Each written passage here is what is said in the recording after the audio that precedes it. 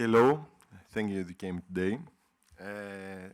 Today we're happy to have with us Aristotle Kallis, who is Professor of Modern and Contemporary History at the School of Humanities at the Kiel University.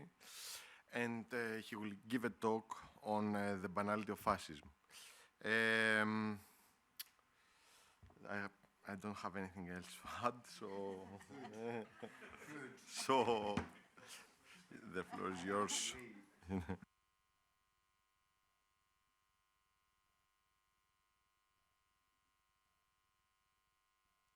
Introductions one way or another. Yeah, it wasn't very. Anyway, thank you very much for coming in a sort of post-celebratory spirit of the holidays. Sort of a little bit of more of a somber note today, but it doesn't matter. I mean, you know, that's the thing. Thank you for introducing me. Thank you for inviting me. I said yesterday that I would start with a disclaimer. I am a historian of sorts. Okay, I've never felt particularly happy in that label. But if I had to choose one, that would be it. I never really trusted history, especially as a field, as a cognitive epistemic field. But I like it. I always liked it. I think it's something that provides depth to the present in which we live more than anything else. I have no illusions, as I'm sure you don't, that we do history, we learn history, we study history, we research history in order to, to learn from the past. Absolutely not. But obviously, I'm going to try and make a point that this past is useful in one way or another.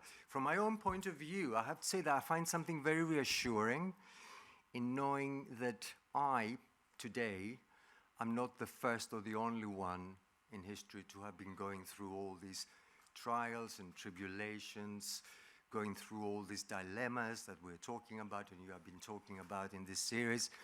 And something also quite reassuring in the notion that humans don't change that much, okay? Part of the narrative of history in the 19th century was that it could actually contribute to those narratives of progress, civilization, and so on and so forth. It didn't, not because it failed in itself, probably did, but because it couldn't. It's a very big ask from it. So, for all these reasons, I'm probably a terrible speaker for this series, but you have to blame the organizers for this, not myself so much. So this is the thing. But let me tell you what I'm trying to do today. Okay, so here's my little academic stall, as it were. I'm a historian of fascism, of historical fascism. For many years, I went purist. I thought that fascism is a historical category. It makes sense in a particular context of interwar Europe, and it is inappropriate in one way or another to talk about it post-1945. So consider this as sort of young academics' attempt to define the field and try to fight the disciplinary battles against political scientists who were using the term, sociologists who were using the term, and so on and so forth. So when over the years, I kind of mellowed, and I was attracted to the idea that there is a discourse about fascism in a contemporary setting. I remember immediately afterwards, after Donald Trump was elected, I was asked to write an article along with others, and I said, no, I'm not going to do it. But it was there. Something has changed in that respect. So over the last years, I have been drawn more and more into this discussion. And I remember very vividly, I was in Bulgaria at the time, in the middle of COVID. And as I was on the plane flying to the UK, I was looking at the news. Literally, the plane was accelerating on the runway. And I heard the news, I read the news that Trump supporters had breached the Capitol. Of course, I had to switch off my phone. And for 3.5 hours, I was pondering the world that I'm going to encounter when I switched on my phone when I landed. These 3.5 hours, complete blockout, okay? And I thought, what would be? Of course, the world didn't come to an end, but only just. And I was amused and perturbed by the narratives afterwards that it was the strength of American democracy, no more than anything else, that somehow defended from extremism. Then, a few days ago, we watched, of course, almost to the day, what happened in Brasilia. And, you know, history repeating or not, it doesn't matter in that respect. My entry point into this discussion is not so much the radical right, it's not so much the neo-fascists, it's not so much the alt-right. It's the discussion about what feeds the 48% of the Americans who in 2020 go out in the polls to vote affirmatively for Trump.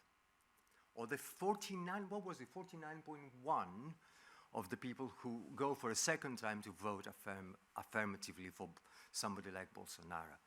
And Meloni, and whoever, you know, there's so many of those people in that respect. So, who are these people? Why do they do it? What attracts them to it? Also, disconcertingly to me, why do I not know them? Where are they? Who are they? Why do I not encounter them that much? It's kind of fairly troubling questions in that respect. So, I mean, historians of fascism call these people ordinary people, okay? Christopher Browning, when he was writing about the Holocaust and he was trying to understand the motives of the Einsatzgruppen soldiers, you know, he didn't encounter monsters, he encountered mostly ordinary people who were going through all these things. Fast forward a few years, 1961, Adolf Eichmann is put on trial in Jerusalem, and Hannah Arendt is in the audience. She has convinced New Yorker, of course, to send her as a observer, and you know the story. I'm not going to patronizing you, but I'm trying basically to justify myself for using banality, which is such a cheap trope in this discussion, but you know, this the kind of thing. And Arendt, amongst the number of things she said prior to publishing the book, in one of her reports, says, and I quote, "Despite all the efforts of the prosecution, everybody could see that this man, Eichmann, was not a monster, but it was difficult indeed not to suspect that he was a clown." Okay? I mean, you know the rest of the story. Most likely she got into unimaginable trouble that nearly wrecked her career for years and years and years. But when she got some time to reflect on her experience in Jerusalem, but also on the criticisms, I don't know whether you can read it. Yes, you probably can. I'm always very ambiguous about putting text on slides because I know now I can say anything because you're reading the slides, but you know, it's fine. You can see this. You can read this quote. Similar theme, but for me the interesting thing is the deeds were monstrous. There's no discussion about this. There's no banality there. There's no triviality. Okay, but the doer was quite ordinary. So again, we go into this discussion, and of course, this discussion, as I said, relates to all the big crimes of the 20th century, supporters of fascism, supporters and contributors to the Holocaust, and so on and so forth.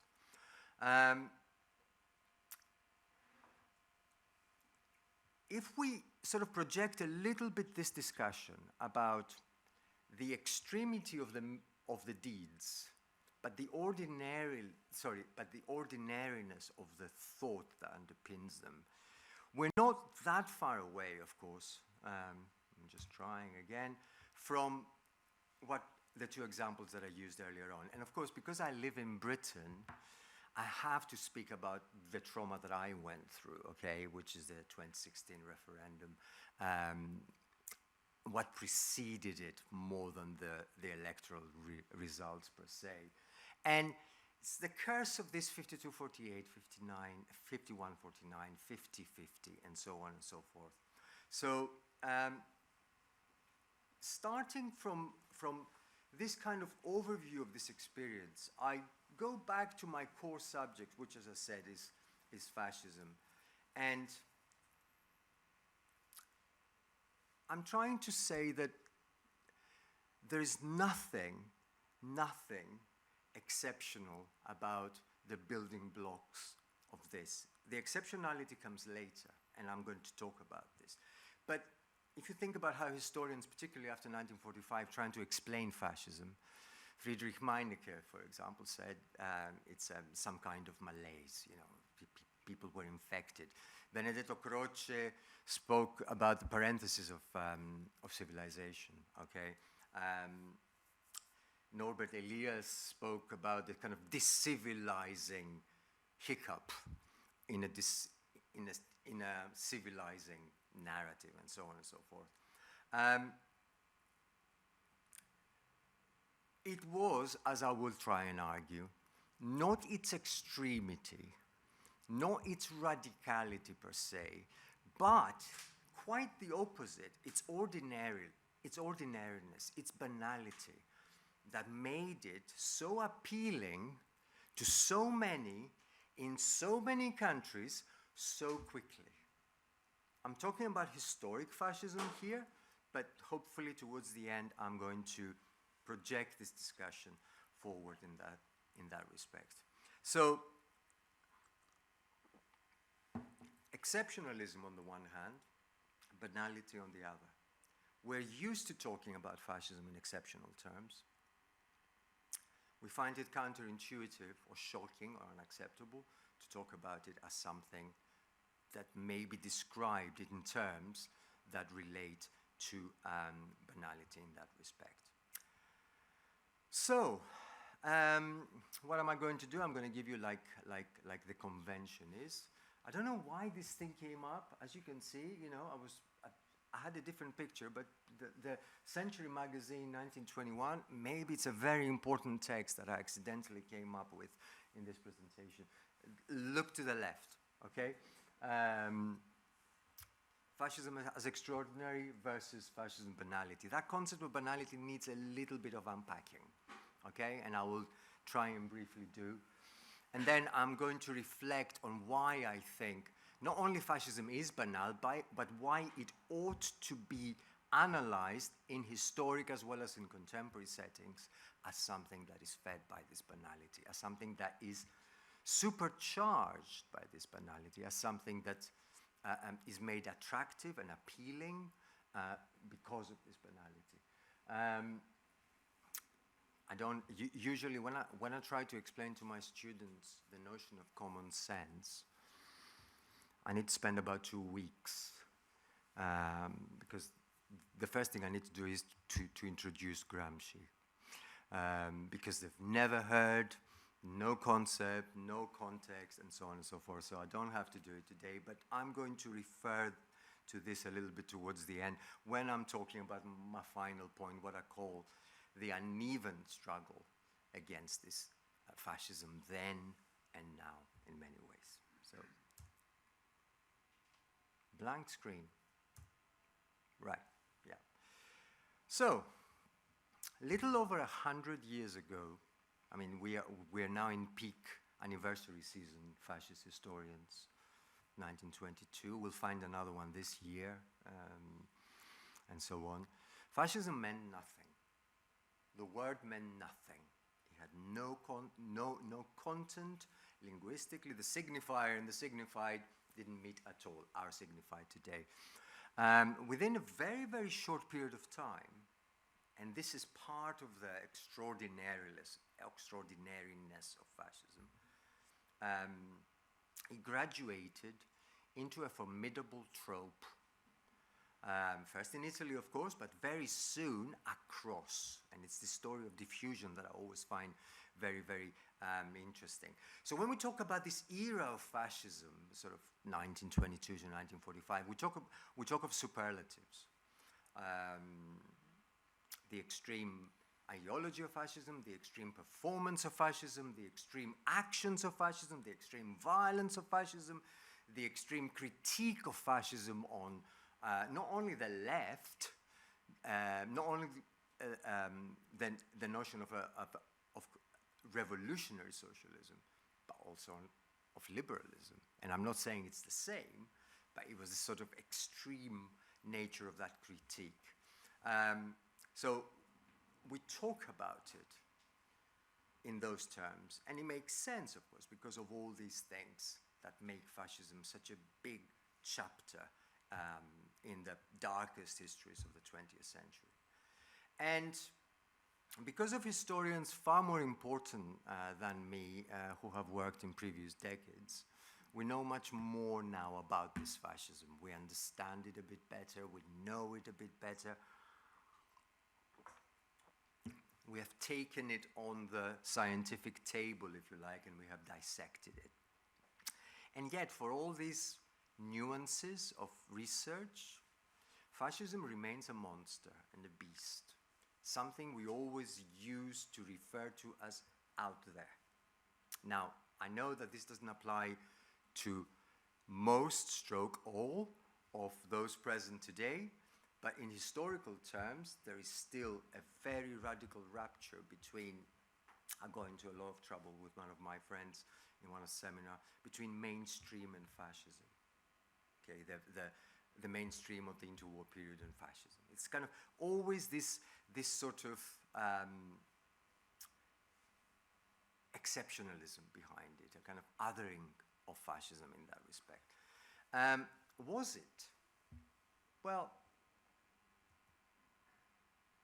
sorry, I should have said like this. And part of the story, by the way, this is why I put it there, is the big question mark that historians always underline, and that why did fascism not only succeed in Italy? Okay, you know, these things happen on a country-by-country basis. Italy elected Meloni, so you know you could say, you know, it happened in Italy, but it hasn't happened somewhere else. But its diffusion so quickly, as I said, so widely, so profoundly. And a lot of historians still find that very surprising, very exceptional. It was something really exceptional in fascism, spreading so quickly and gaining ground so quickly and so widely. And I find that quite strange in many ways. So I think historians of fascism, when they decided to become serious about this fascism, they came up with this trope, which is a very maligned and misunderstood trope, the notion of methodological empathy. I put it there we go, we were discussing about Roger Griffin just before. When you talk about methodological empathy when it comes to fascism, when you try and take fascism seriously, when you study the text and when you engage with the speech acts and when you take the symbols seriously and the performative aspect seriously, you run in trouble in two ways. On the one hand, people can accuse you that you give it too much attention. You make it, you give it more worth than it's actually due in that respect.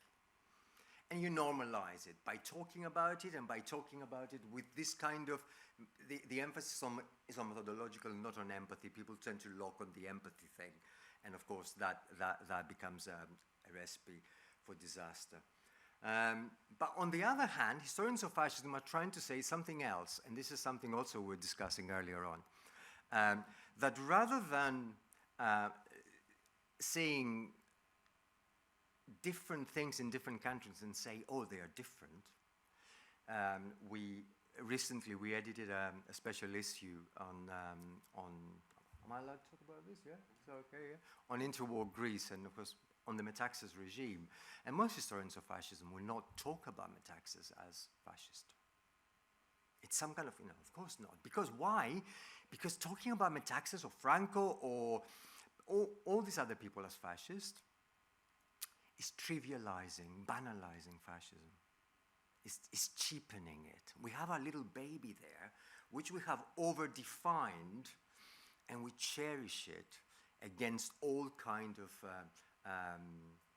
miscegenations, from authoritarianism, from conservatism, from all these kind of things. We don't want to go there at all. So, on the one hand, normalization. On the other hand, trivialization. These are the two main, if you like, criticisms in that respect. And then, of course, there is the chapter of the diffusion. I put these two side by side, these two graphs side by side, because on the left there is a pretty straightforward image of the so-called authoritarian half of Europe in the 1920s and 30s. So take southern, take eastern, take central, but not.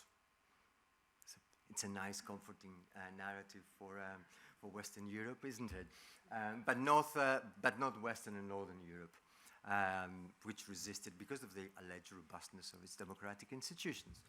But cue the image on the left. Try and find two symbols there that look similar. Some of these people define themselves as fascist in the name. Some of them don't, but they express their admiration to Mussolini and they choose a number of things. Every single sign is different. And that tells us the other story, not only that it spread, but it spread and it was translated in different settings. So people saw something in all these countries, but instead of copying it, one of the criticisms of my colleagues when I'm talking about let's open up this discussion of fascism, chronologically, in terms of ideas, is that I was trying to say something. One of those main criticisms is that by opening up this discussion, we are losing the core of that particular phenomenon, or we are diluting the term of fascism in that respect. What you see here is how each and every one of those operators is not just mimicking what they see. They become translators, and translators are agents. They're not just intermediators, they're producers. And of course, you can see the local color, if you like, in all these different varieties in many ways. So, let's talk a bit about this banality. So when I talk about banalization, of course, we have to talk a little bit about this term because I need to justify my use of it. So I was about to say to us in the room, but of course that's not true because there is an inscription of this event that is far from us in this room, but I'm going to say it as if I didn't know. Of course, there is a little bit of a provocation because using this word, but my intention is not to delve into the discussion that surrounded Arendt's use of banal, okay? It's just, it's if you like, just an entry point into it, a different point. My point is somewhat different, and I'm quoting, you probably have, I don't know whether anybody has come across this historian. In many ways, he's my hero, and I don't agree with anything he's saying. Has anyone come across him? I mean, he came up with this idea of cliodynamics. Clio as in the muse, the ancient Greek muse. Why is he my hero? Because I can't remember his original field. He was sort of ecology and scientific ecology, and at some point, he gave it up mid-career, and he said, I always loved history, so I'm going to be history. And his point was, of course, he's a scientist, that history is the last discipline to use scientific principles. So he said, I'm going to do it. So he came up with this clear dynamic. So I find this incredibly bold. But he has a point, and I always like this quote. Historians focus on the outliers. We focus on the specific. We focus on the idiosyncratic. We focus on the extraordinary, on the sensational, on the nice story, of course, because these are the interesting things in so many ways. But his point is that sometimes by focusing on those outliers, we miss the broader trends. So what feeds those things, for example? What underpins them? What makes them possible? The legacies that live afterwards. And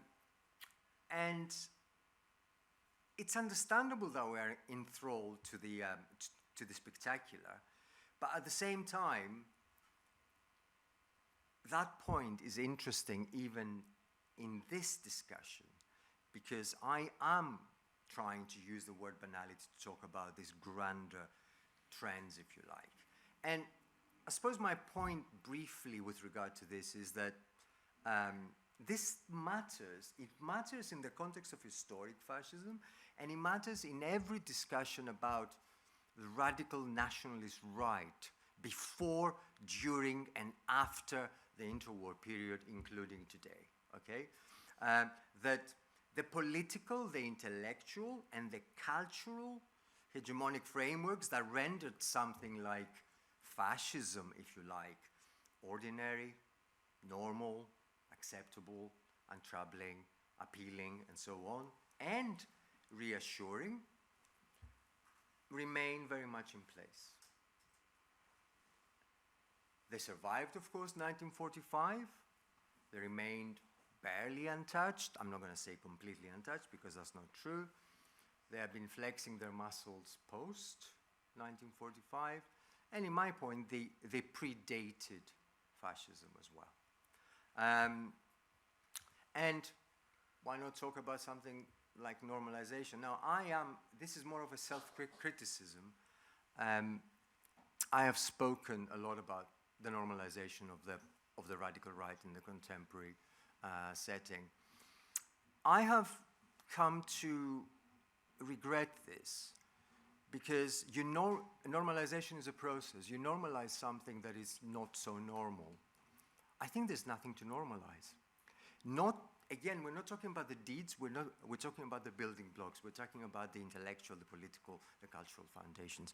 There is nothing to normalize, there's nothing that is abnormal and that needs to be normalized, and in that respect, I think the term is quite skewed and quite unhelpful in many ways. So, to refer to all this as banality, to me, reflects that kind of critique of the love of the exceptional, of the love of the something extreme, not part of the normalizing narrative, and so on and so forth. So here's where Arendt comes into this discussion, but as I said, I'm not going to delve into this at all. I'm just trying to say that it is a term that comes with baggage, and I'm aware of it, and I am not using it in that respect. However, I don't know whether you can see it. I wanted to quote a couple of things from Arendt. Focus on the bold element. Okay, so talking about radical evil, and so it can spread like a fungus over the surface of the earth and lay waste the entire world. A little bit below, it was a very long quote, and I had to cut it. She talks about that fungus spreads, but only grows when it finds fertile soil. Okay, because everything can spread, but of course you need to keep it in that respect. So to find you need this kind of friction between the spore of the fungus and the fertile soil that is going to nourish it, that is going to make it grow very, very fast. And this kind of trope of fungus to me is very interesting, of course, because it captures the idea of how something so extreme becomes acceptable, but also, as I said, why it becomes so internationalized, why it becomes so appealing to so many people across different settings. So, in what way can fascism be banal then, if its deeds and its expressions are anything but banal? Okay?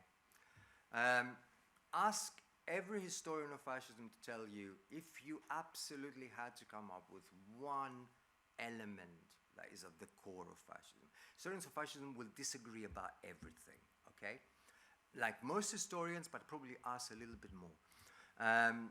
So, on that, in response to that question, I think you'll probably get the same answer as the one.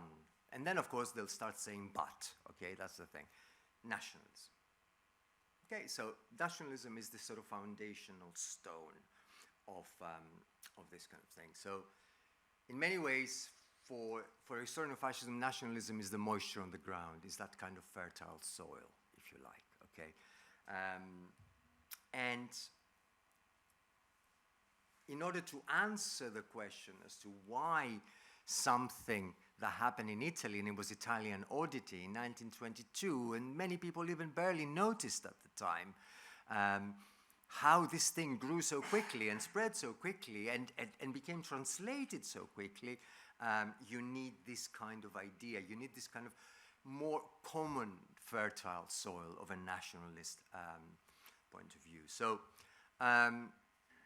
of course, we can exceptionalize nationalism, we can use superlatives, we call about ultra-nationalisms, we call about extreme nationalisms, hyper-nationalisms, and so on and so forth. But I do like, and here is sort of, I'm calling Michael Billig in that respect, his notion of banal nationalism. And he's not writing this book, of course, about fascism, if you don't know the book, but about nationalism. I chose not the English version of it, but this, because for me it's much more interesting. If you see this kind of animal that is turning into roots, to me that's a very, very nice depiction of the essence of the book. And sorry, this is a much longer quote, but as I said, I can probably not say very important things right now because you're reading the quote.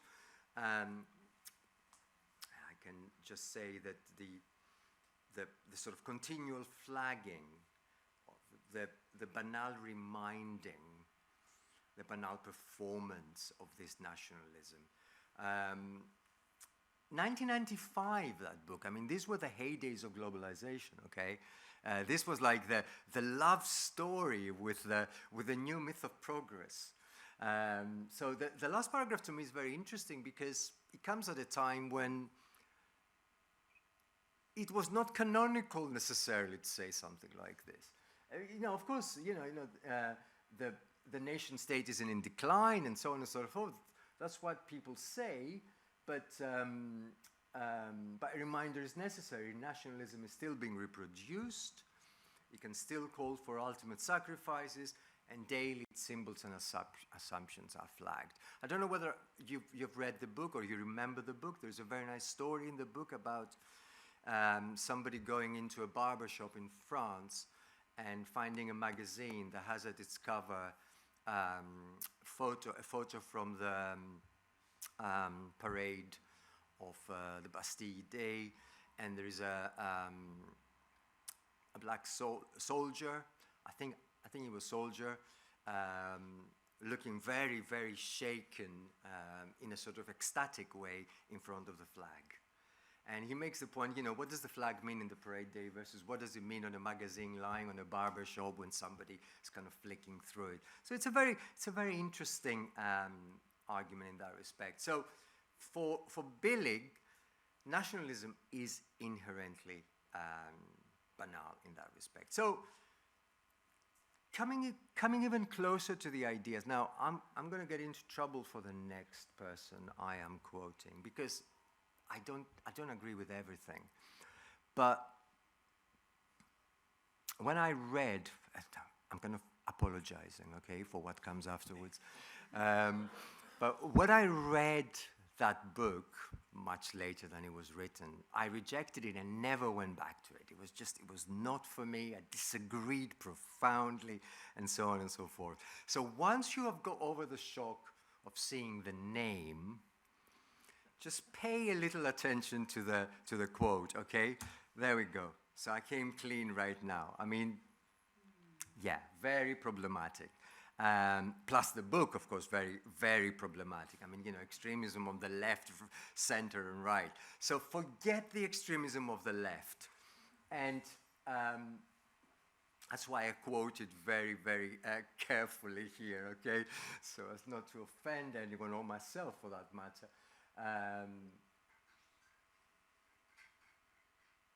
To me, the best thing is at the bottom.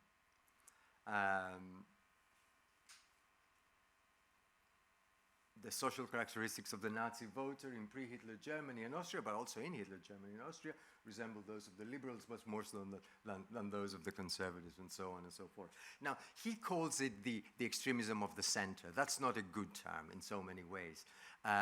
But there's an interesting underpinning to this idea that what feeds fascism is not the fringe and the extreme only, but also values that are very much at the center, depending on what you want to call it, the banality of everyday flagging of nationalism, the parts of the mainstream political culture, parts of the cultural canon, of the social canon, and so on and so forth.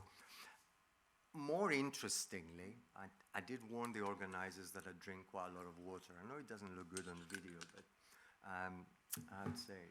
More interestingly, George Mosse, who is one of the most important, low-key, however, is kind of less spectacular, but incredibly important historians of fascism. Again, sort of slightly big, forget about it, just focus on the second paragraph, it doesn't matter. I mean, this is the thing. He called fascism a scavenger, okay?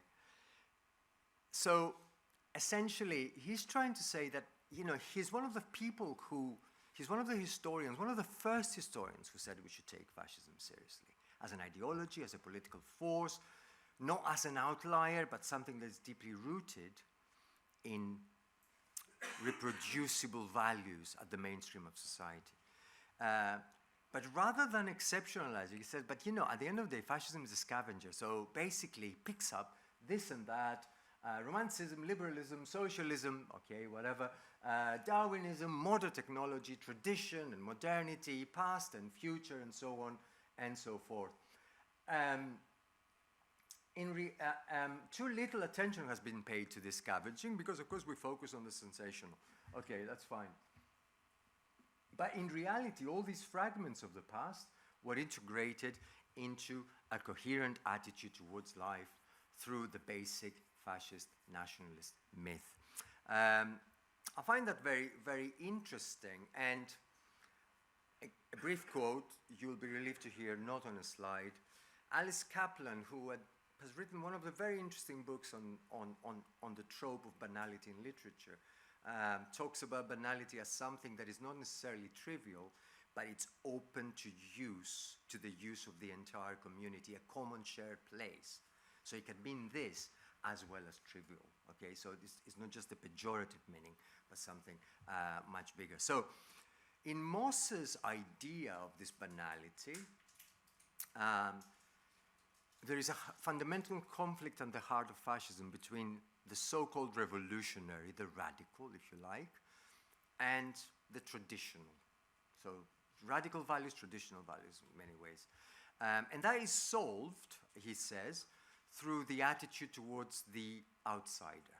So Mosse says, and I quote without showing, while the bourgeois values were retained when facing the members of us, of the community, of who we are, they could be totally rejected in the struggle for domination over the others.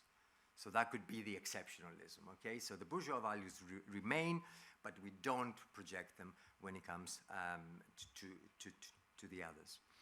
And of course, because fascism was rummaging in the area of traditional values and bourgeois values in that respect, it was, of course, I thought I had another one. It was, of course, a scavenger in that respect. I thought I had the other, trying to annex all that appealed to people before. So, an interesting idea, an interesting understanding of fascism by a historian who's trying to show that its strength is not its extremity, but its reassuring familiarity. The fact that people could easily click. Many people, some people, it doesn't matter, but not the write-offs only, okay?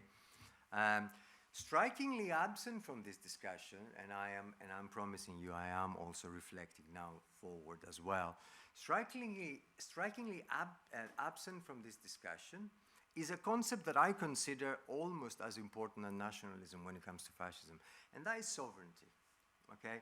I use this illustration from one of the elections.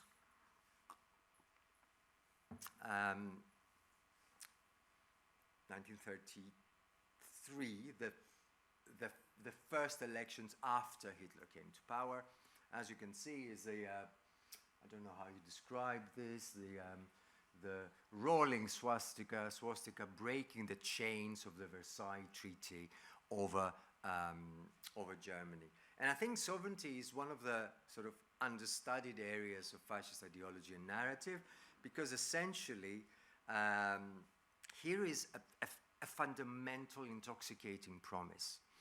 The promise of giving agency to people who, rightly or wrongly, feel deprived of the power to make history. Even worse, when it comes to this setting, of people who feel that they had been robbed of that agency by conspirators and so on and so forth. So the promise of restoring, redeeming that agency as a precondition for a rebirth, for future greatness, for redressing the moral injustices of the past and so on and so forth, is a pretty powerful, emotively proposition in many ways.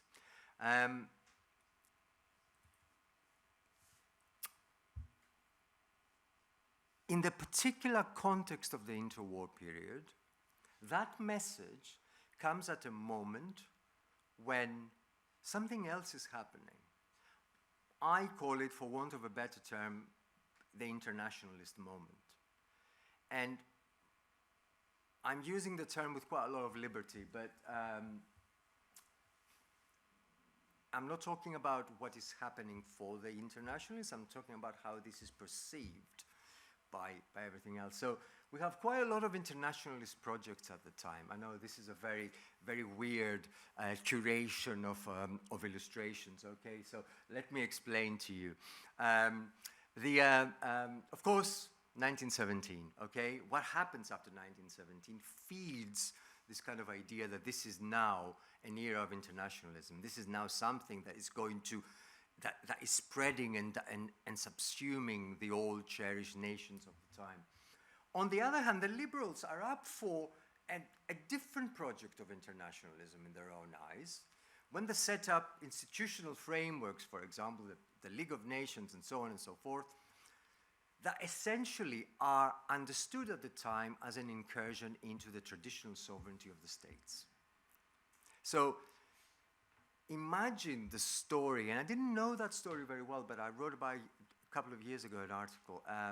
All the new states that were created in 1919, most of them were actually dragged to Paris to sign the treaties that gave them their rewards, the states, the territories, or whatever, on condition that they accepted liberal constitutions, Jewish emancipation, minority treaties, coming out of nowhere in 1919, no roots, no discursive context to latch on, okay? And of course, the people who go there, who incidentally, most of them are liberals or liberal conservatives, you know, people who you do not associate with the extreme, are appalled. They don't want to sign it. They decree it, but of course, you know, here it comes, sign it, get your nation, get your state, or not. They do. 2 years, 3 years, 5 years down the line, they turn their backs to it. They change this completely. And not only that, then the fascists very cunningly turn this all into a hyper-conspiracy. The conspiracy of internationalists, kind of echoing Lipset here, no. Left and right, so on the one hand the plutocrats, on the other hand the Bolsheviks, and of course every other internationalist that come into this, who are doing exactly what? They are enslaving the nations, they're robbing them of their agency to be historical agents and so on and so forth. So the fascist project is a project of redemption, nothing more. The passion, fine, is extreme, but the actual project is redress, not very much more than this. On my clock, I've got about 15 to 20 minutes, is that right? Okay, right. So, on the one hand, the feeding of fascism from nationalism. What a great, you know, kind of head start for a new ideology. Yes, fascism came out of nowhere in 1919 and meant nothing, but when you latch onto something as powerful, as pervasive, as seeping into the ordinariness of life as nationalism, you get this. On the other hand, the narrative of injustice, crisis, anxiety, fear, you call it whatever you like, and the promise of restoring that agency. That is a pretty strong basis in that respect. So,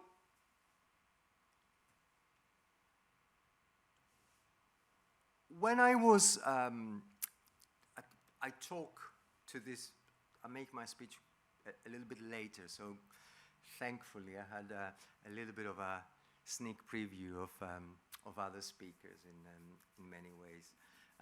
So a number of names crop up and a number of things crop up, and you say, okay, that's great. You know, at least I can latch on something else as well in that respect. So here is my Gramscian moment after my brief internationalist moment in many ways. And again, as I said, I'm not going to delve into it per se, but I'm going to quote, sort of fairly long quote, Stuart Hall, who have I? Yeah, no, correctly, yeah. It's a blog, I think it appeared in Verso, I can't remember exactly, but I always use it in my class, and I try to tell my British students what they think about it. Even to them, to them even Thatcher is exotic. So it's something out there, history with capital H. So he's referring about Gramsci, and he's projecting that discussion on British society and Thatcherism. He's writing this in the wake of Corbyn's defeat in 2017. Which, in contrast to many other, to some anyway, commentators of the left in Britain at the time, he sees as a crushing defeat. Much of the narrative in 2017 was that Jeremy Corbyn did much better than we feared.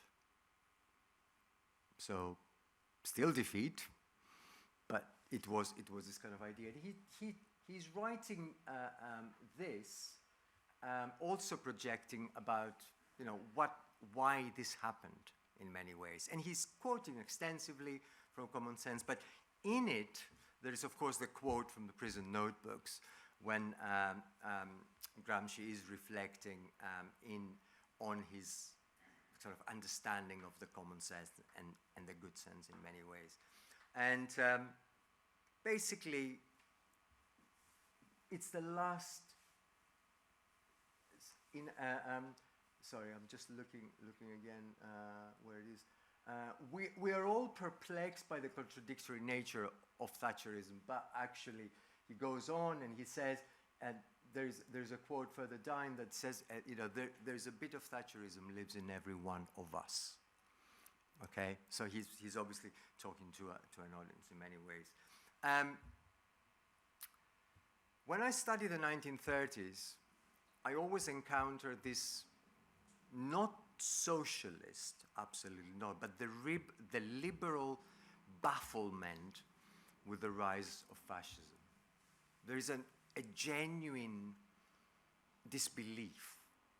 Why is this happening? Why is it spreading? Why is this taking hold? And of course, it's such a catastrophic defeat, if you like, for liberalism as well, for that international, lofty liberalism of the 1920s, that,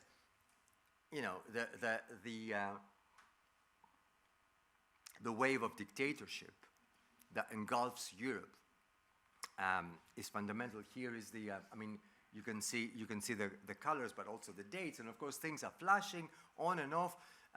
There is a brief moment in 1919 where everything is gray, and blue is democracy. But of course, if you look at the dates, this indicates the dates of authoritarian transformation of this society. So by 1939, nothing happens. And of course, you have the Greeces and the Spains of Europe that are flashing on and off, on and off, on and off, all the time in many ways. So parliamentary democracy was in full retreat in the 1930s, but we still, the liberals at the time were baffled as to why this is happening. In Europe, as well as in other parts of the world. And we know the rest of the story. The minority treaties that they had signed went. The League of Nations went. Trade unions were broken in most countries, not only in the countries where fascism took power, but in many other countries by many governments that span the spectrum from liberal to the conservative to the authoritarian and so on and so forth. And part of me is actually thinking, why this bafflement? So I'm referring to Stuart Hall's comment earlier on, which is saying, we are perplexed about this kind of resilience of Thatcherism as some kind of little spore in every one of us. I'm thinking, who on earth thought that this arrangement, and I'm talking about the liberal utopia here of the 1920s, could survive? When it was seen as being imposed from above, when it was seen as going against the grain of the cherished values, of the totems, if you like, and so on. So who on earth thought that this had good chances that the normal, if you like, scenario would be that this would actually stay? And of course, Europe imploded, and this is the end of the interwar story. So the promise of undoing the loss of sovereignty to the nation, to the heart of the historical engine, if you like, is very powerful. Was powerful, still is powerful. I don't know whether you watched, as I said, I live in Britain. A few days ago, the leader of the Labour opposition in Britain referred to empowering local communities in the UK as a sort of strengthening local democracy. I don't know whether you read the story, which basically he used take back control, which was the winning formula for the Brexit referendum in 2016. I mean, a lot of work had happened, had a lot of research has happened afterwards, and found that this particular slogan was probably a turning point. It was a point when a lot of people latched on to something familiar, reassuring, and positive. take agency, back, redress, control power. What's not to like? And of course, who is we? We is the community. We is the historic community. We is a purified, redeemed community. It excludes people. It excludes the others of whatever sort. And this is the idea. So this kind of mixture of nationalism on the one hand and sovereigntism on the other is the most potent, fertile soil. And I normally resist the temptation to say, look at the 1920s, look at the 1930s and everything. No, I can say that because technically the fundamental tropes that underpin this have not been particularly revisited. We live still in a world in which sovereignty is such a cherished emotional trope, in which nationalism is banal in every sense of the word. And this is what also makes the message easily translatable from place to place, from culture to culture. Historians of fascism have got trouble explaining why fascism was anti-clerical in one country, no, and clerical in another, religious in another. Why it's anti-Semitism in one country, anti-Semitic in one country, and anti-Serb or anti-whatever in the other, and everything. So, you know, these things don't go together. No, of course they don't go together, but the main premise here is that when fascism travels, it gets translated, and when it gets translated and as a scavenger, it's reassembled on the basis of the national tropes, it takes the forms of these tropes. And this is precisely why it is translated and why it becomes appealing, even if it's different to the original, into inverted commas, that is happening something else in many ways. So the fascists then and since invest themselves in that cloak of familiarity, of ordinariness, of banality, if you like. They spoke of the familiar we, which makes sense to a lot of people because it's something that has been reproduced without much critique, without much engagement. They spoke about familiar others, those others being construed on national, racial, cultural, political, whatever grounds. They glorify the former, they demonize the latter. This is the extremity of fascism, but the fundamental is the same. They promise victory, they promise redemption, they promise an overcoming of the crisis, they promise transcendence. And they promise that transcendence in familiar terms, in terms that a lot of people still find not particularly difficult to engage with, to accept. Or, if you like, even if they don't find them particularly untroubling in normal times, in times of crisis, they have to, because the choices are much more stark in many ways. So, I'm going to finish with this. Just put a little bit of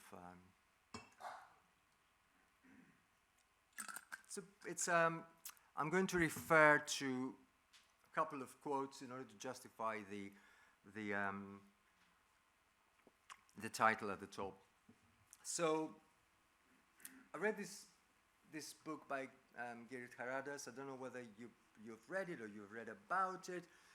It's a very interesting slight change of direction in his thought about this, about how to engage with extremism, with racism, and so on. So one of his quotes, I don't know whether I've put it here,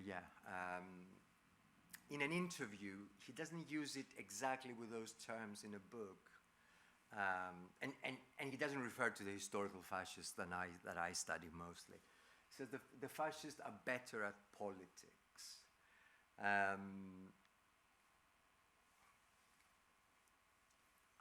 I'm not sure I agree with this.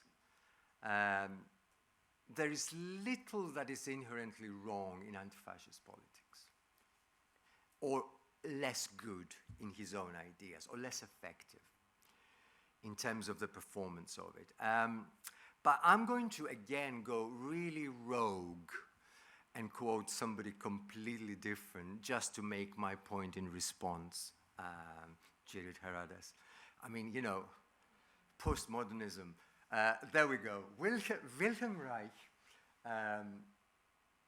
the appeal of those details of everyday life, he's talking about fascism, okay? So there you go, the psychology of fascism is understood and used by the fascists much more successfully than are the thousands of revolutionary rallies and leaflets by the workers' movement. That's why he says, okay, obviously in a very different historical period, okay, in a very different period in that respect, but I suppose there is a little bit of an echo of this kind of idea that, you know, what is more effective?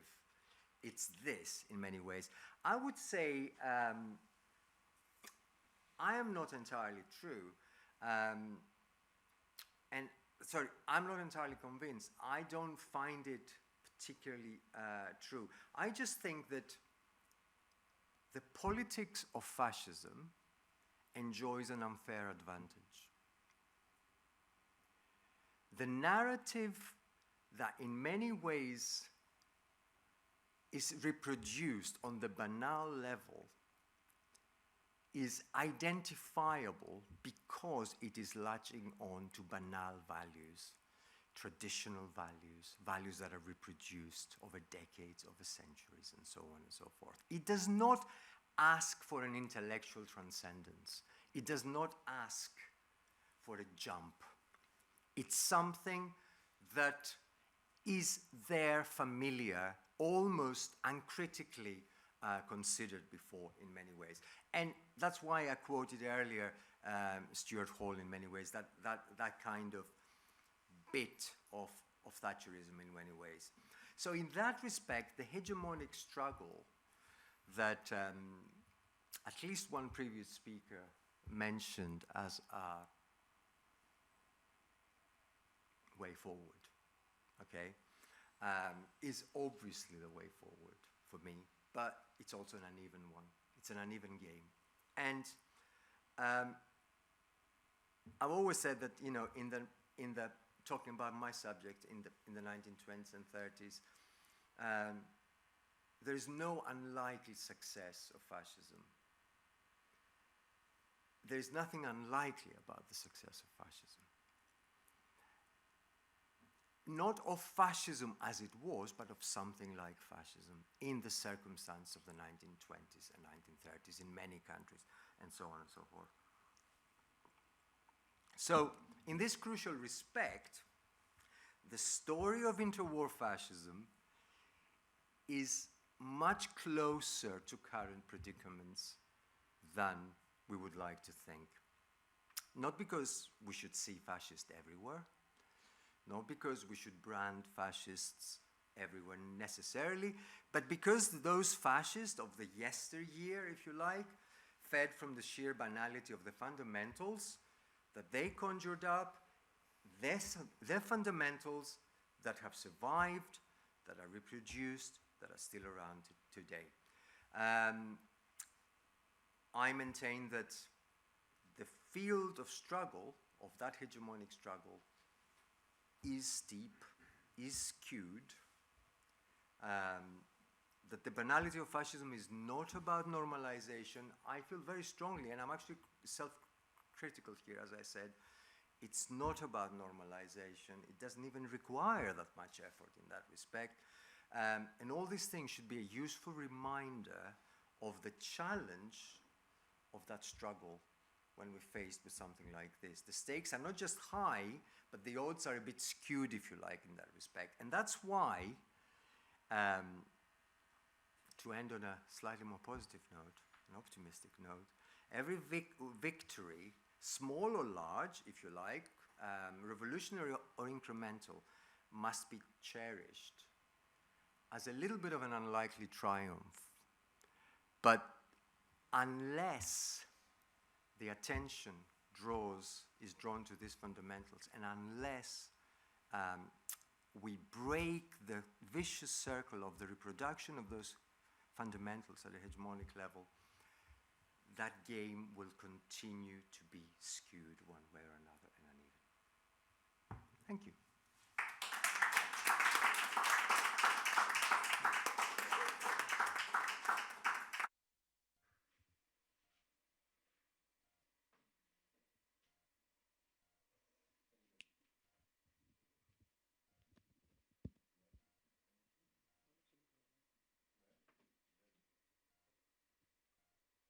Τώρα, ναι. Thank you for your great talk. I have many questions, but first of all, let's the audience speak and ask questions.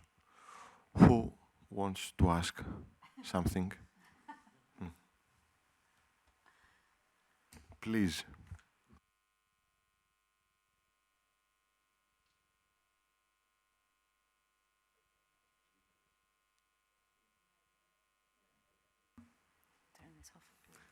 Well, thank you very much. Can you hear me? Okay, cool. Thanks. I was very fascinated by what you were saying about 1919, because it feels very, very familiar to what's actually happening today. As you know, we met yesterday and we talked to you about a seminar we had on the alt-right and the transformations of the far right today. And one of the main, perhaps one of the main findings that actually separates the right for the far right is the extensive reliance on conspiracy theories. And the idea that an international order of things is threatening, something is happening, and the international aspect of that is very strong there as well. So I was very, do you see a resemblance there? Is it something, is this a permanent, you know, could you actually talk about a permanent characteristic of fascism, or even a permanent characteristic of the far right, even before it assumed the form of historical fascism, that, you know, this fear of an international order of things as something that is external and threatening and away from the community is there? Could we actually call this a fundamental characteristic? Thank you. I totally agree. I don't think that conspiracies are a privilege of the far right. It's partly part of that kind of attraction to the spectacular. I can't remember where, but where I read it, but the sort of the liberal counter-argument, the liberal counter-conspiracy of the Russians after Trump, you know, that there is a, you know, it could or it could not be. Like in all conspiracy theories, they could or could not be true. It doesn't matter, though. It's a kind of displacement, and a very powerful displacement. Conspiracy theories are about far away. So there is this kind of idea, the somewhere versus the nowhere, if you like.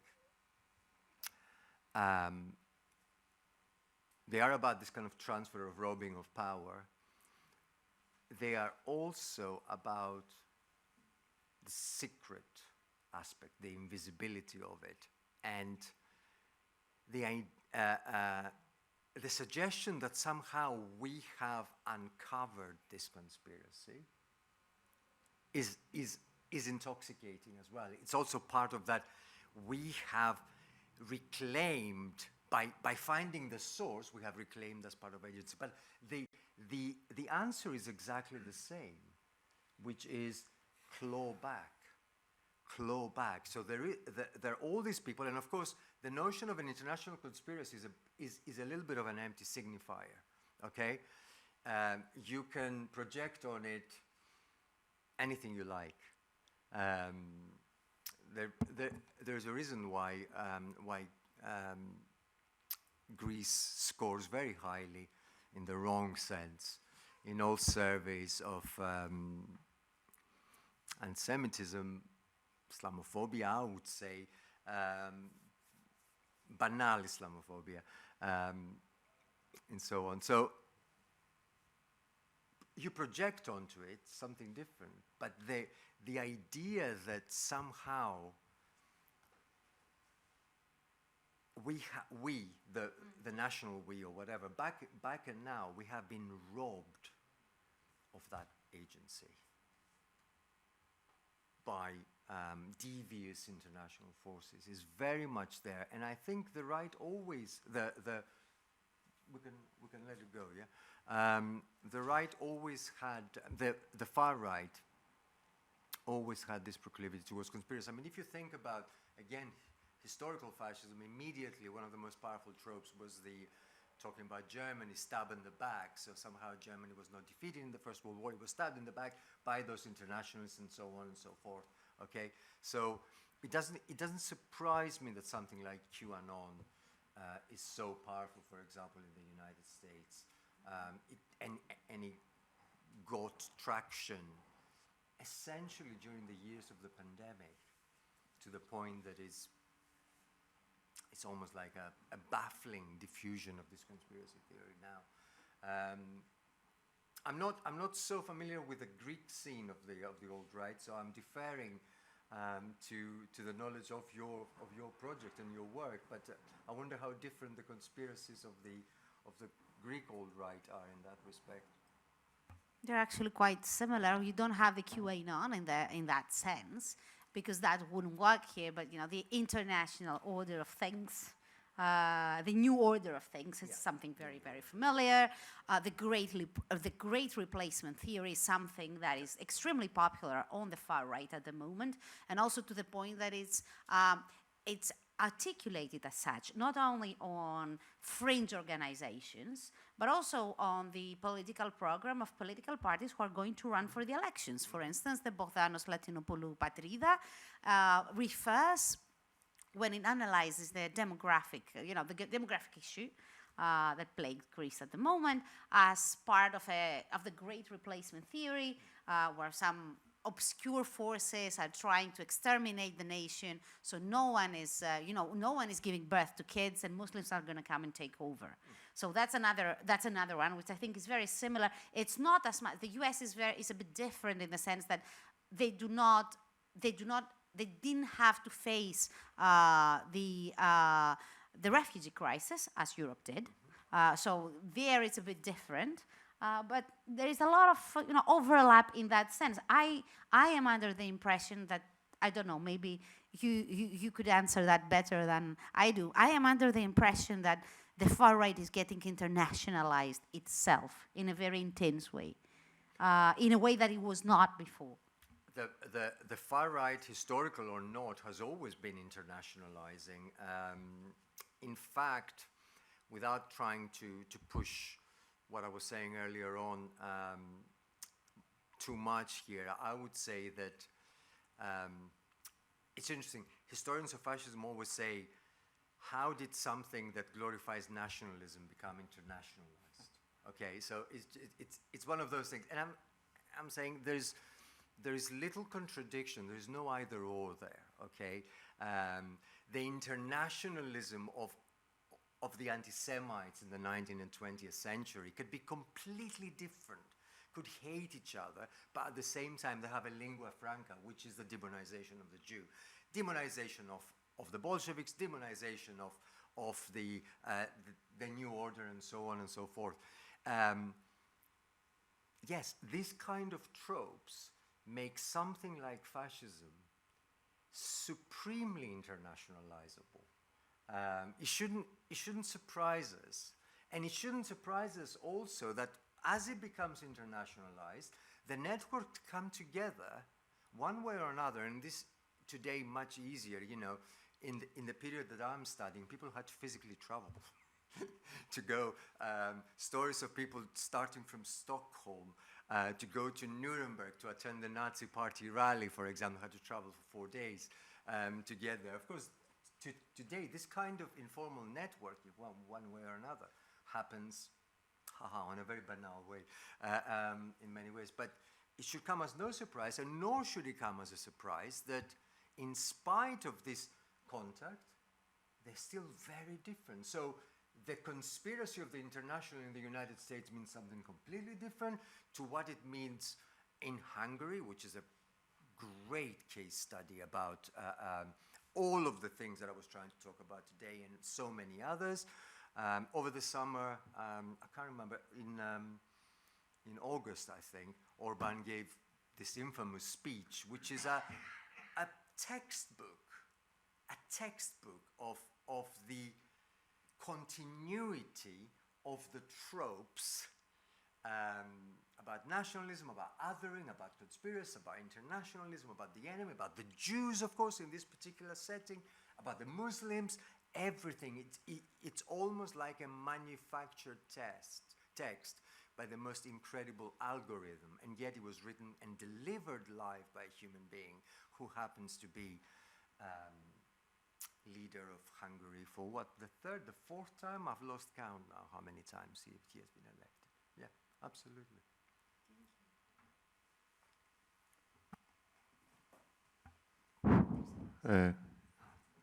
The microphone to Yorgos.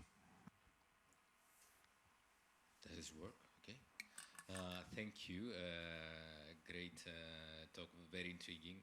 I would like to go back to some of your points in the beginning about this interest to find out what is it that is fueling this kind of resurgence of something that we could call fascist or related to fascist. I'm still quite skeptical about that and all the kind of different labels that are emerging. However, I'm fully on board with most of the points. The thing that still intrigues me is this relationship between the agency of political elites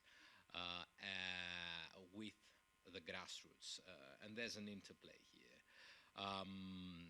So on the one hand, we have this kind of interpretations that political elites are always vote-seeking and stuff in the political science jargon, following trends that can be observed in the grassroots in society. On the other hand, we have the kind of more Gramscian interpretations about meaning-making and about hegemony and so on.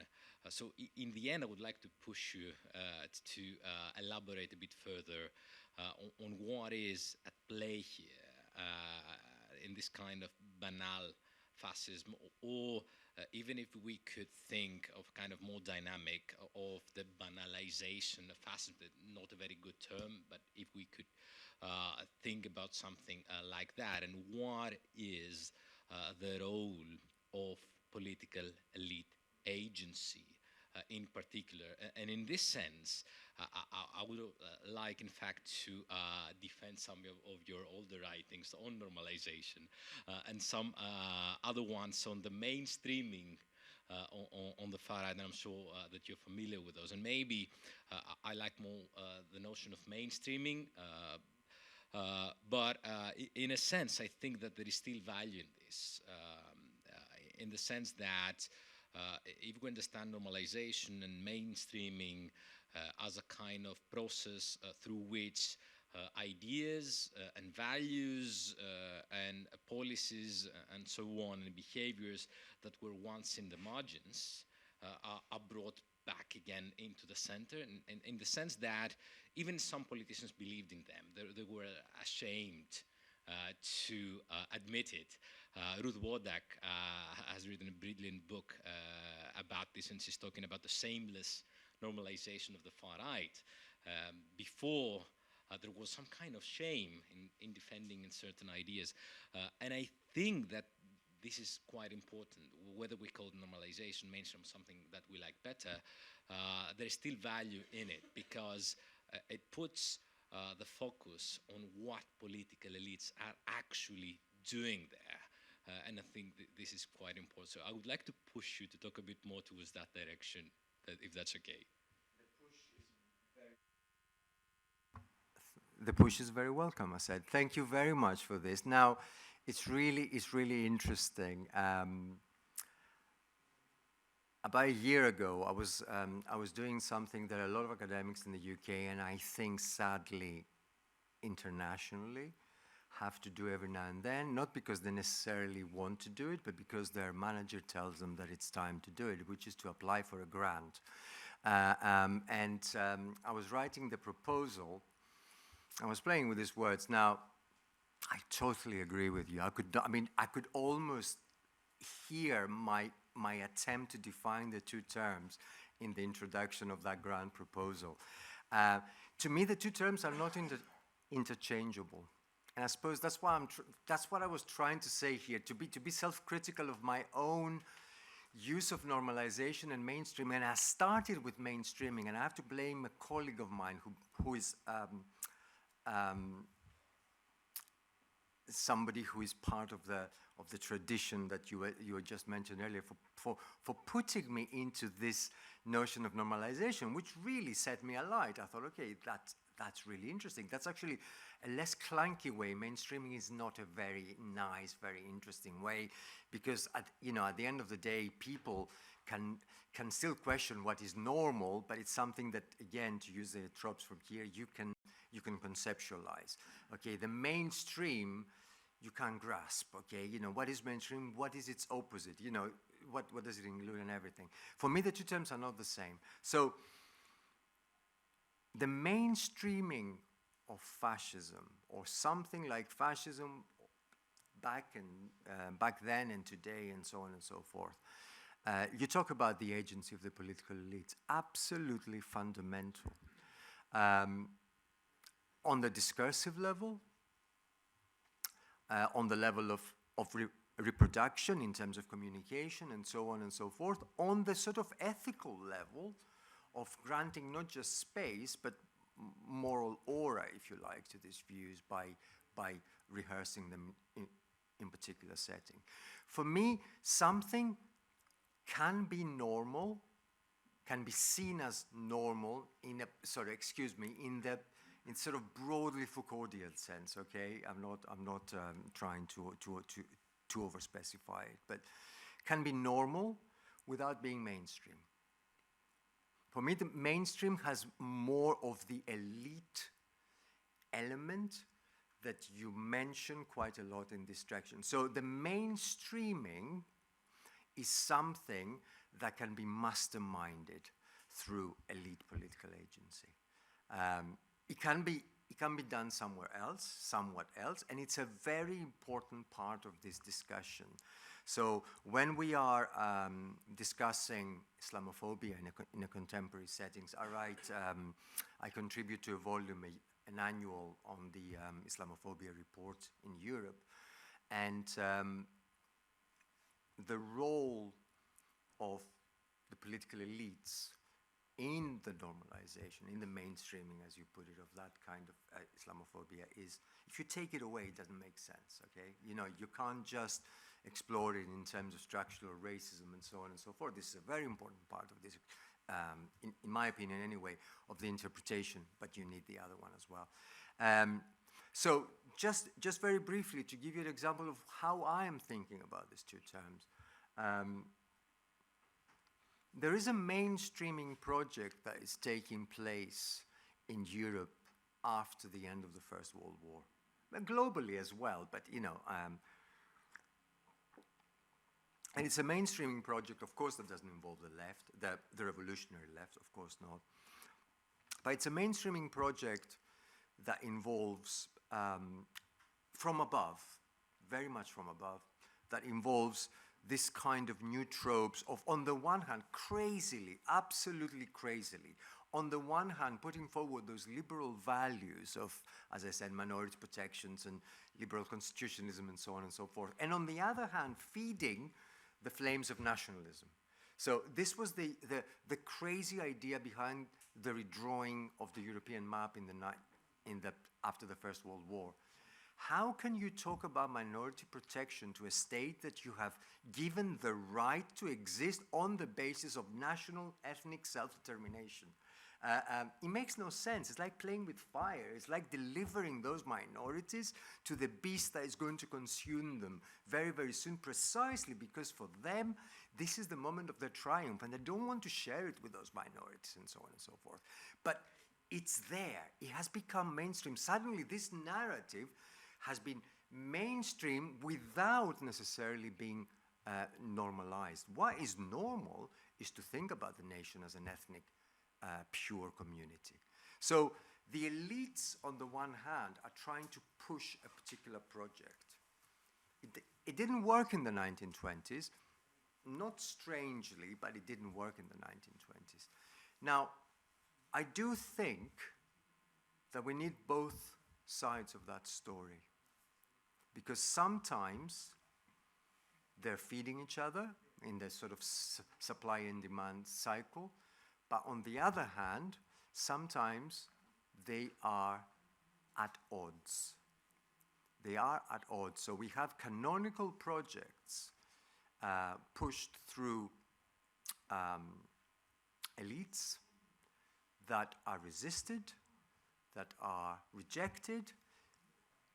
You used a metaphor like, I can't remember exactly, but you said they went along with something, but they really don't want to say the more extreme things, okay? So it's this kind of taboo notion. So there is a point of taboo whereby you feel that you can't cross that line, even if you really, really want to cross that line, okay, one way or another. And with a bit of a nudge, that thing comes to the fore. So I entirely agree with you. That's a very long-winded way to say that I agree with you.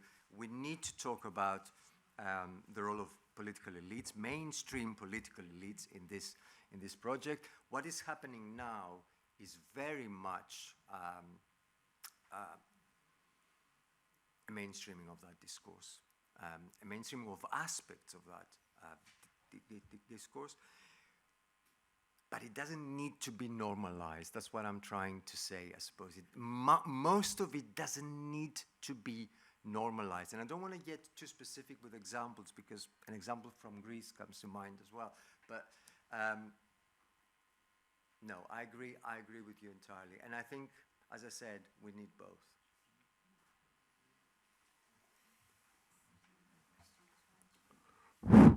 Who wants to ask something? The mic. Yeah. Thank you very much. Thank you. Yeah, it's working. Okay. If I may be a bit provocative to generate discussion, you said that you started from, you're a specialist in the history of fascism in Europe, and you started from the position that fascism is an interwar European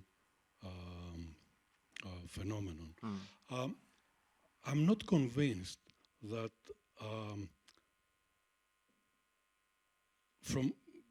in general, but also from what you said, that there is the analytic validity to transport the term to now.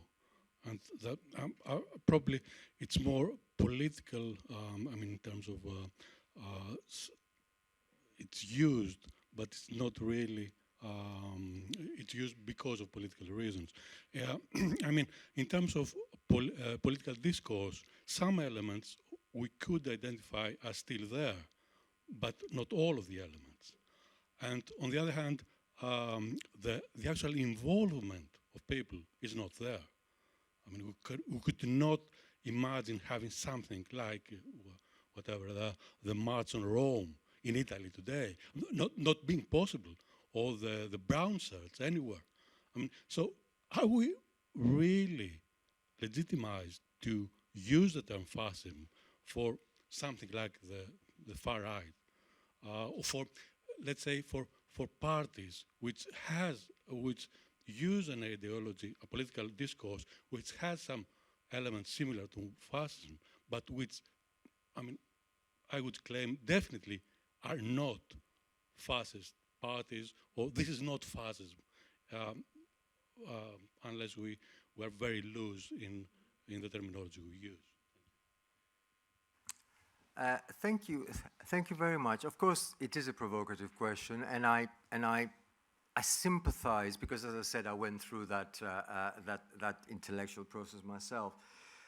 You're right in the sense that the rhetorical power of the word fascism post-1945 is very important, and it's probably a very important part of this discussion. And initially, I, like you in that respect, resisted this kind of thing, because I said, you know, I have no problem with people using it, but I don't want to use it because I have studied it in a particular way, in a sort of historically contextual way, therefore I wouldn't use it. What I would say, kind of reflecting my more recent thinking in that respect, is first of all, there's, you know, great that it has rhetorical power, so let's make the most of it. Why not? Number one. Number two, on the more epistemic level, I suppose what I'm trying to say is that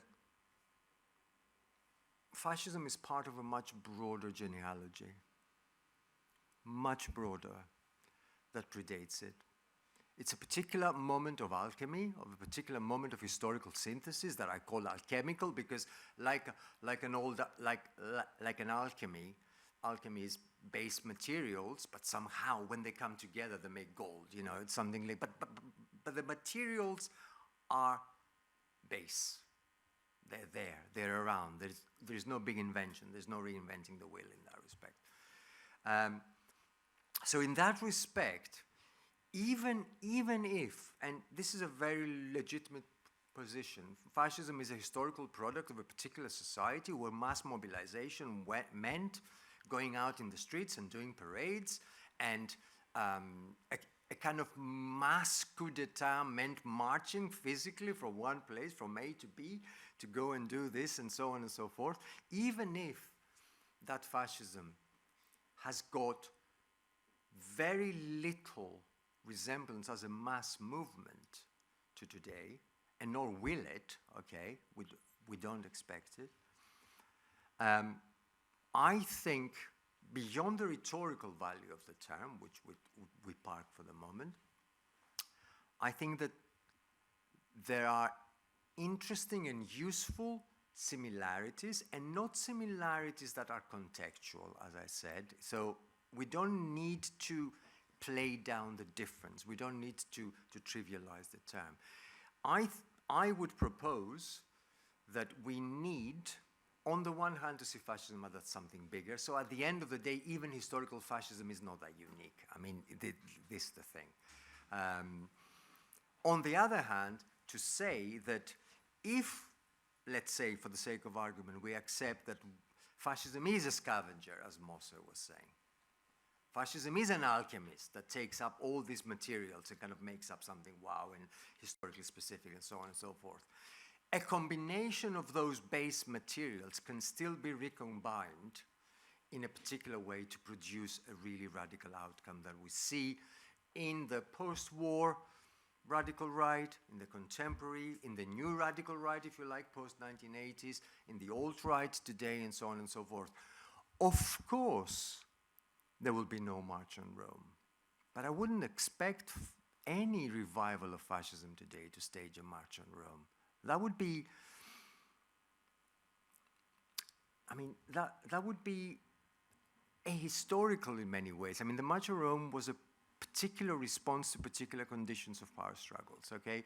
I think today the equivalent of a March on Rome would be swamping the internet. I don't know. I mean, you know, something like this. Where is the public sphere? What does networking and mass mobilization mean today?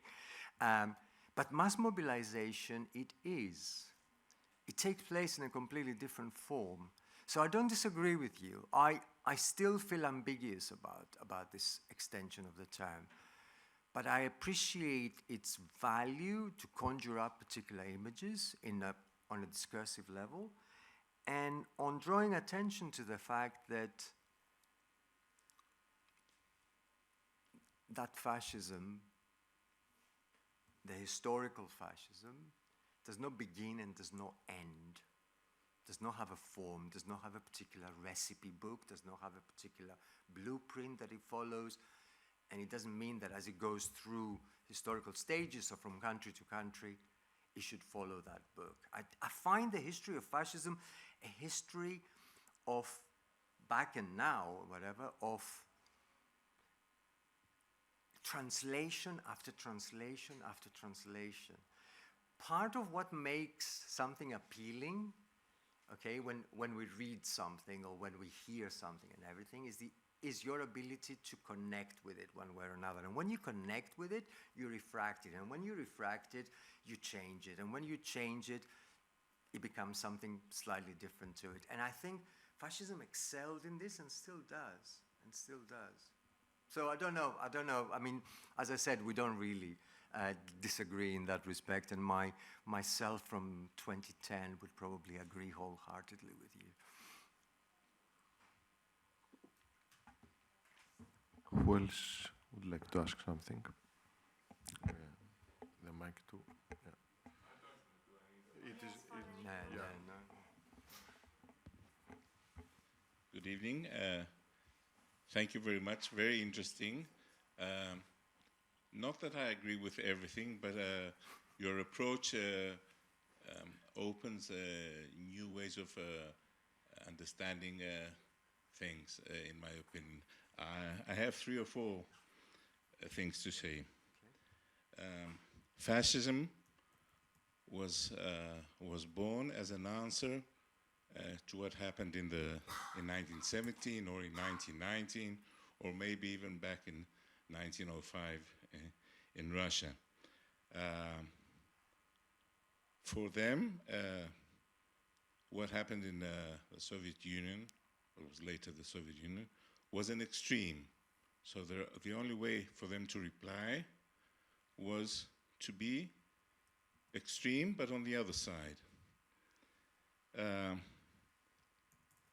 I don't agree labeling every, this was a discussion before, everything as fascism. I think that Nazism is the core of what today we call fascism, and we shouldn't call it fascism. It's easy to label everyone fascism, and this makes, I think, the understanding of all these movements more difficult. Because when we talk to people in the streets or we're demonstrating, they say, oh, they're all bloody fascists.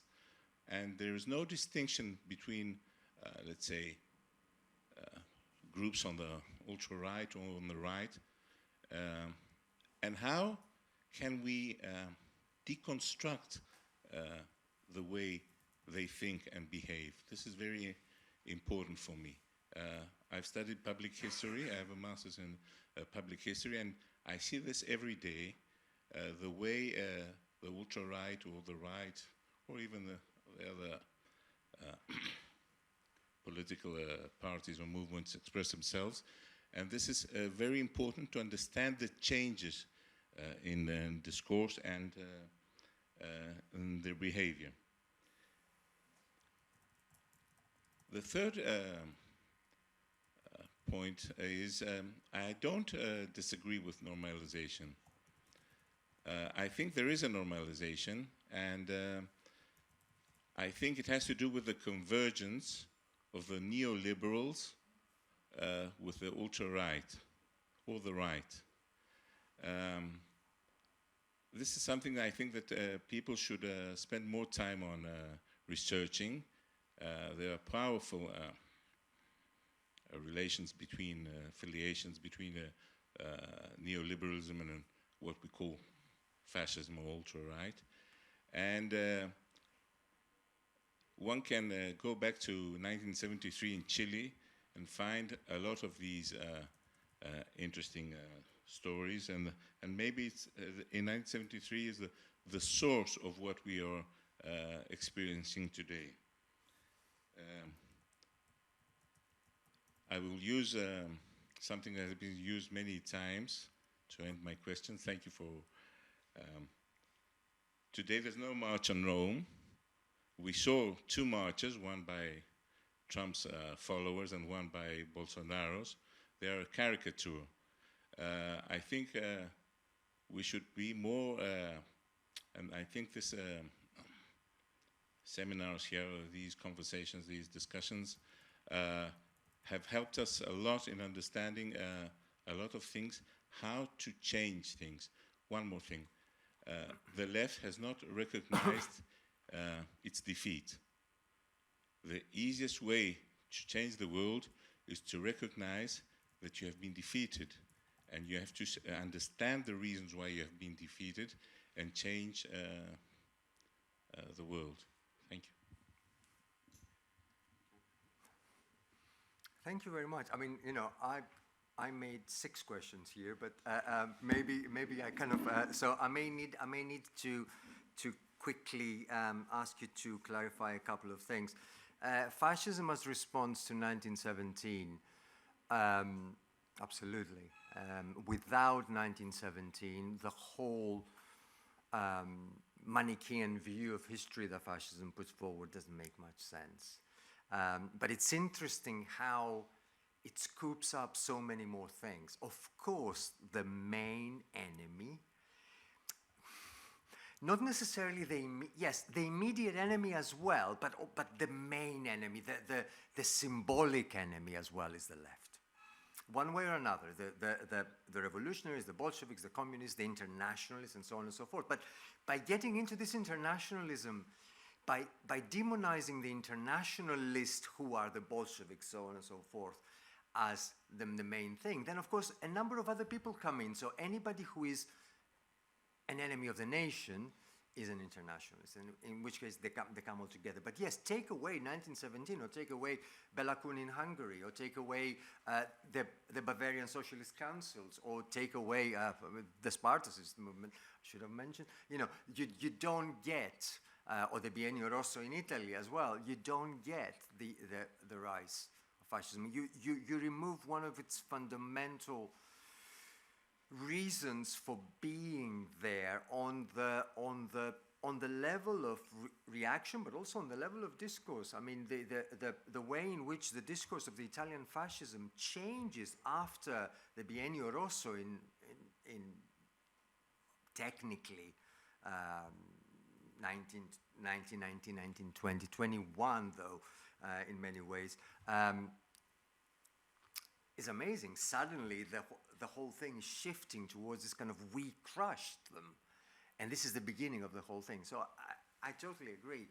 I said earlier that I don't want to overextend the term. I mean, it would be interesting to know, to hear maybe at some point as we're finishing, how you, having worked on the sort of alt-right and so on, view the use of the term fascism in that respect. I am not a big fan of it. I am not.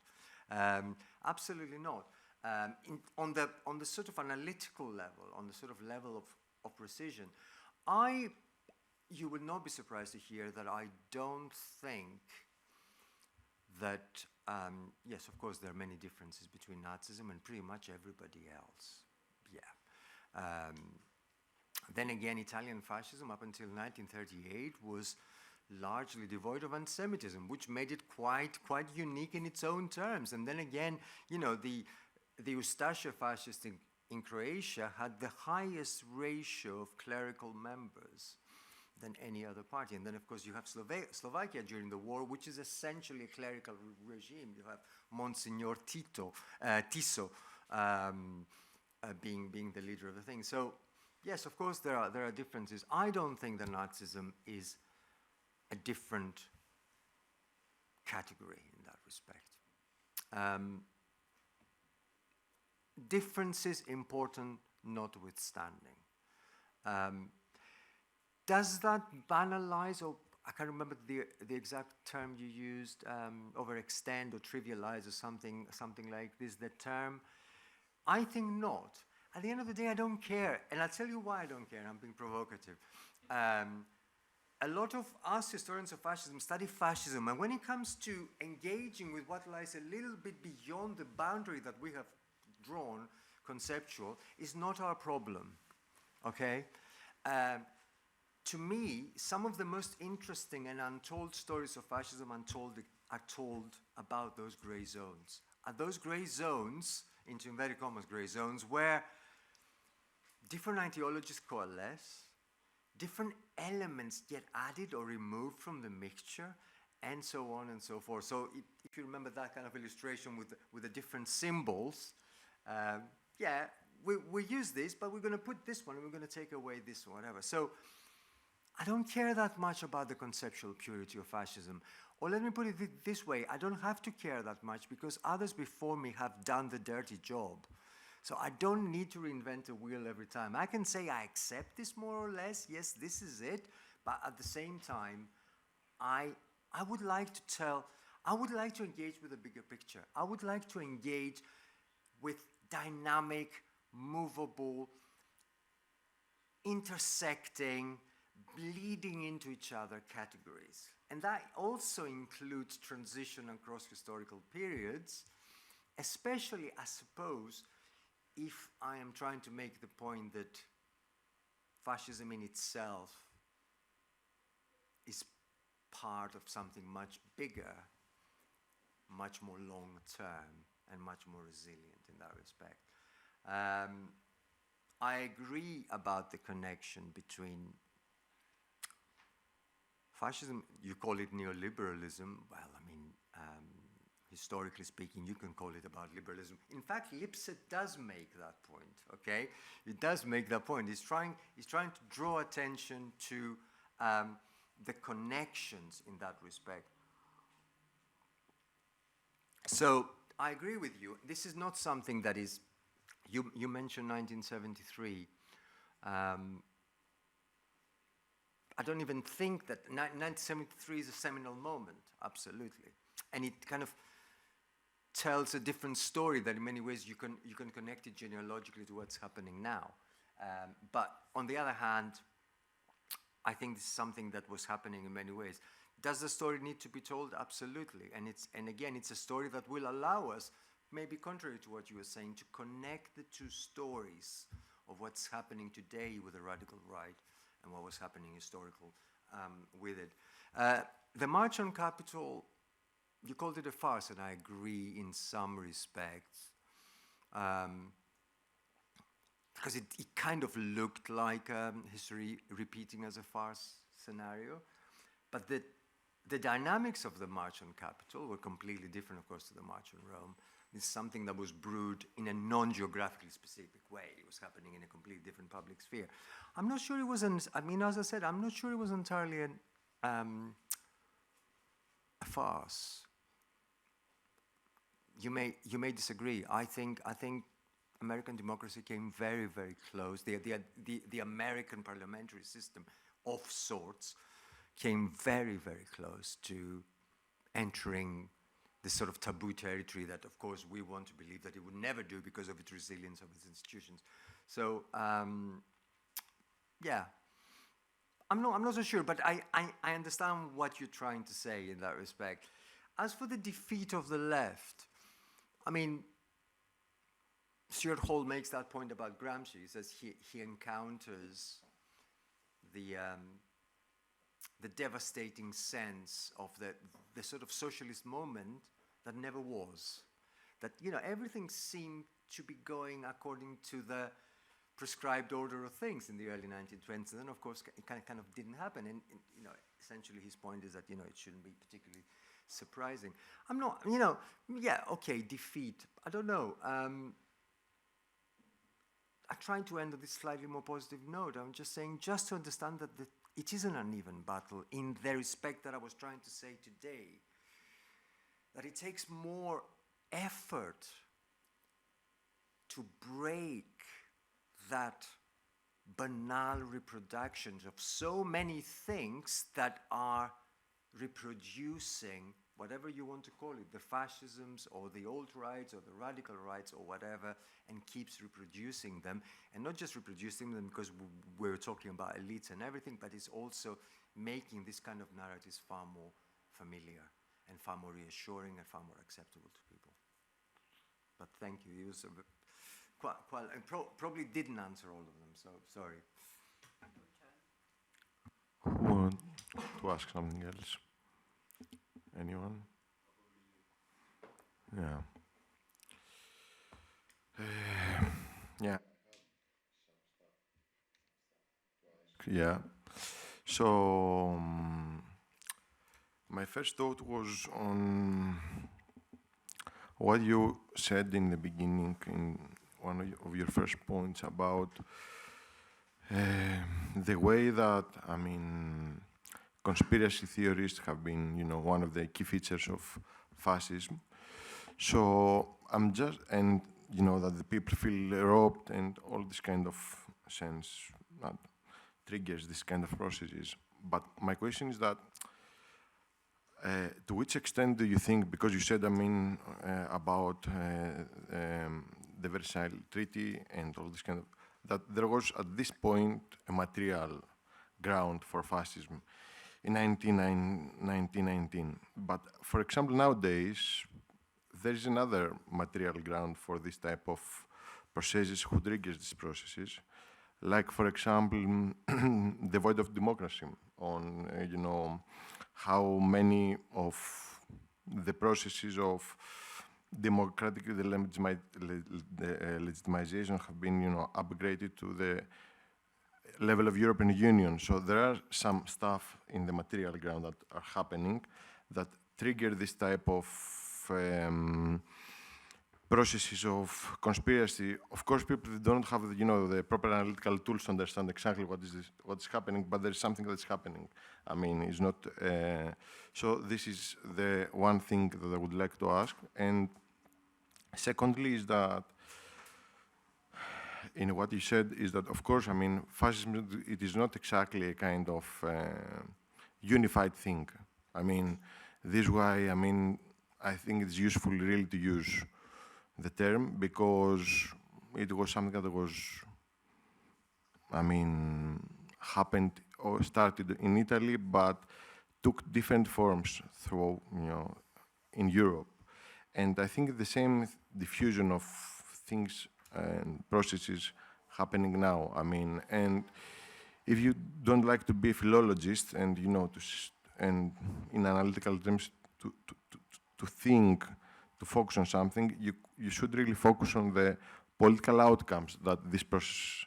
So, I mean, it's more, I mean, proper to see what historically is happening and how these things, I mean, are, taking place. And the last thing is that, of course, it is the banality of fascism that is happening, and this is one could, of course, and it is always, easier to use the dominant ideology and to legitimize yourself. But I mean, the interesting thing about the case of Greece, I mean, in 2012 onwards, is that Golden Dawn, who of course is an exception, but what the literature has argued is that, I mean, solidified, its presence because of the use of violence. So violence was against immigrants, etc., made certain, group of people, social groups, to believe that this is, that some people do something. I mean, okay, what they were doing, of course, is debatable, but I mean, violence is, a way to understand why sometimes, fascism finds grounds to legitimize itself. So, yeah.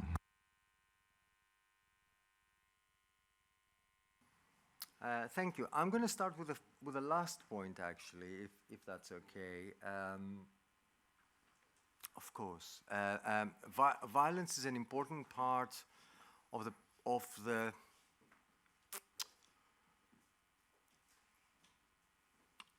the performance of Golden Dawn, of the performative aspect of Golden Dawn, is also part of what makes it spectacular, if you like, in the sense of kind of attracting attention and becoming like this. But I'm